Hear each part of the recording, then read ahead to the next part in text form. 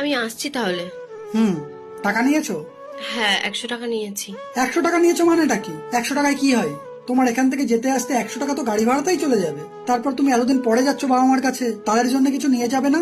দাঁড়াও, এই টাকাটা ধরো, বাবা মার জন্য কিছু কিনে নিয়ে যাবে। আর বোনদের নিয়ে ঘুরতে গেলেও তো তোমার টাকা লাগবে, এক্সট্রা এটাও রেখে দাও। যদি তোমার দরকার পড়ে খরচা করবে, আর দরকার না পড়লেও তোমার কাছে রেখে দেবে। তোমার তো লাগে, তোমার বাবা তোমাকে ভালো থাকার জন্য আমার হাতে তুলে দিয়েছে। তুমি ওখানে যাচ্ছ, ওখানে গিয়ে যদি কিপটেমি করো তাহলে বাবা কি ভাববে? তুমি এখানেও নিশ্চয়ই ভালো নেই, আমি তোমাকে কিছু দেইনি তাই খরচা করছো না। আমার মনে হয় সমস্ত ছেলেদের তার সামর্থ্য অনুযায়ী তার ওয়াইফকে কিছু টাকা দেওয়া উচিত, যাতে সে তার হাত খরচাটা চালাতে পারে। সব সময় হাজবেন্ডের কাছে হাত পাতাটা ভালো লাগে না। ছোটখাটো জিনিসের জন্য আমার কাছে হাত পাতবে, সেটা ঠিক না। তাই আমার মনে হয় সমস্ত স্বামীদের উচিত তার ওয়াইফকে অল্প কিছু টাকা দিয়ে রাখা। যাও, সাবধানে যাও। জামাই শ্বশুর বাড়িতে গেলে তবেই সে খরচা করবে, আর মেয়ে একা গেলে করবে না।